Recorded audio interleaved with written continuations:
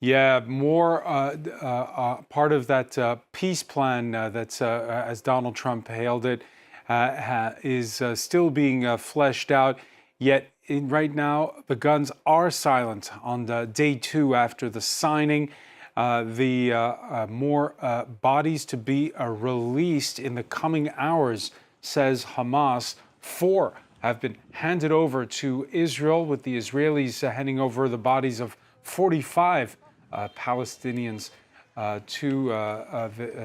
in return. The International Committee of the Red Cross doing the mediation role in all of this. Emerald Maxwell has more. Outside the Institute of Forensic Medicine, where the bodies of 4 deceased hostages were sent for identification Monday, a sign reads "Sorry" in Hebrew. The military has named 2 of the victims as Israeli national Guy Iluz and Bipin Joshi, an agricultural student from Nepal. The names of the other 2 have not been released at the request of their families. The jubilation Israelis felt at the return of all the living hostages, as well as the 4 coffins, is tempered by grief that the remains of 24 hostages are still missing. I'm very sad that there are still dead Israeli people there, and we will fight as much as it's possible to bring them home. Retrieval of bodies is as important as just bringing back the living hostages, especially because in Judaism, being able to bury the body is very important. A group representing the hostage families has called it a blatant breach of the truce by Hamas. But the problem is locating the bodies under the ruins of Gaza's wasteland. The ICRC, which is helping in the search operation, called it a massive challenge, adding it could take days or weeks and that there was a possibility they'd never be found. I think that there is clearly a risk that will take much more time. What are we telling to the parties is that should be their top priorities. And again, not only when it comes to the human remains of hostages, but other human remains. Israel said until Hamas returns the bodies, it will keep the Rafah crossing closed and restrict aid, accusing the militants of not making significant efforts to retrieve them. Gaza's Civil Defense Service said 250 bodies had been recovered from under the rubble since the truce began. Decontamination of sites that may be littered with unexploded ordnance and the difficulty of identifying remains are among the top challenges. Joining us from Tel Aviv, Yossi Beilin, he's the former Justice Minister of Israel and was key in the back-channel negotiations that led to the 1993 Oslo agreements between Israelis and Palestinians. Thank you for speaking with us here on France 24. Thank you for having me. After watching that report, we saw on Monday the tears of joy of survivors returning and being reunited with their loved ones. What would you say the mood is where you are today? Still very emotional. People are greeting each other without reservations. Until yesterday, when we were asked, how are you? Usually I would say, against the current situation. Personally, I'm fine, but publicly, I'm bad. You don't have to say these things anymore. You can say that you are fine. Are people beginning the job now of processing what happened? Well, I hope that what will happen today will be a public call for a state inquiry commission. It is needed. We must know what really happened. It was very, very strange. And the most important thing is to learn for the future what were the mistakes.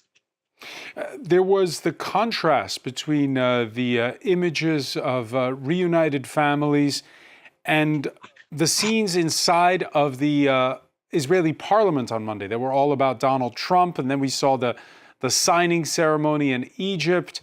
What are your thoughts on this 20-point plan and the way it's been presented?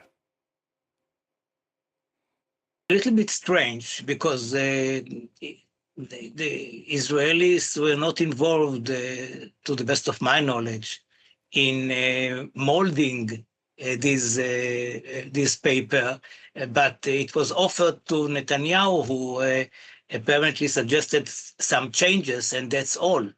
I'm happy that we have such a paper today, and that the Palestinian Authority is mentioned, and it proves again that the ideas of Netanyahu that he could do without Hamas, without the Palestinian Authority, as if they are almost the same, are now seen as a very, very big mistake, to say the least.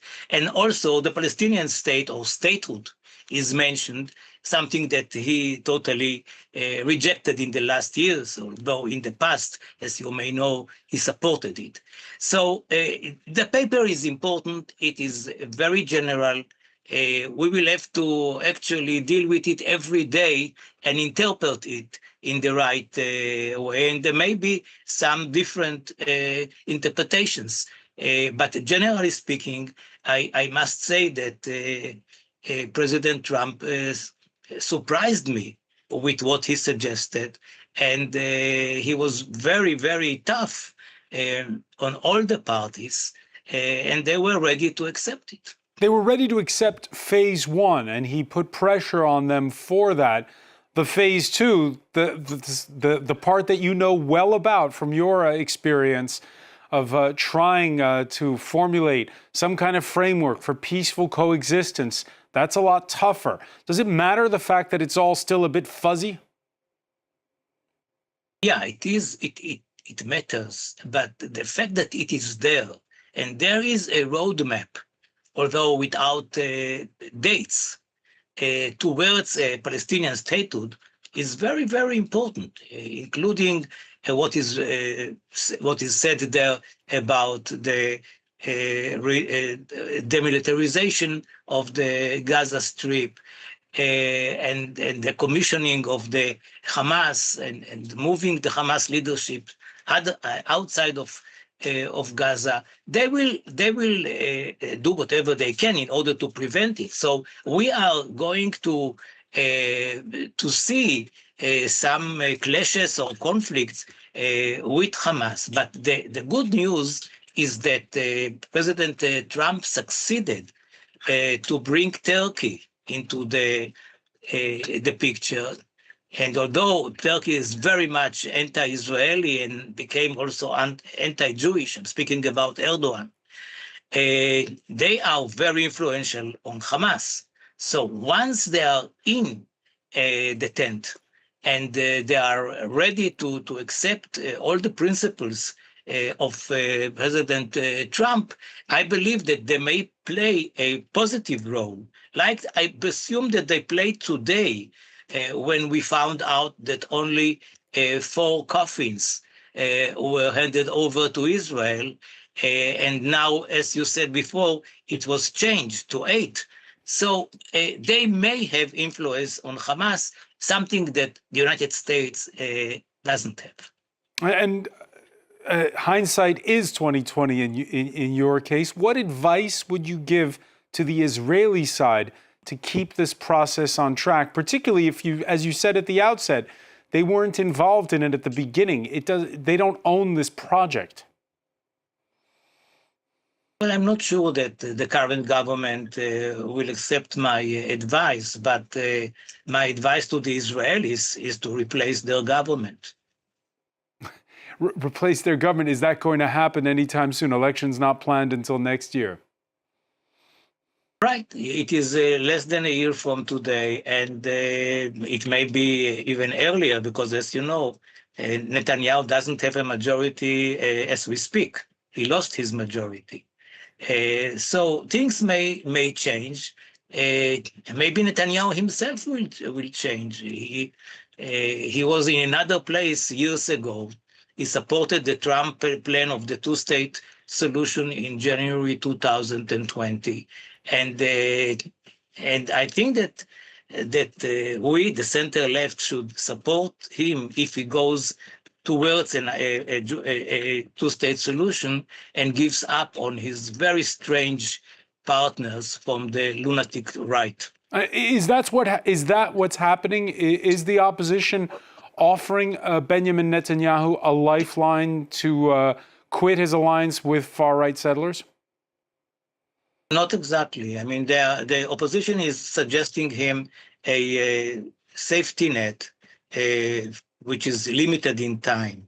I suggest that he will get a full year if he goes towards the two-state solution and adopts the Trump plan seriously.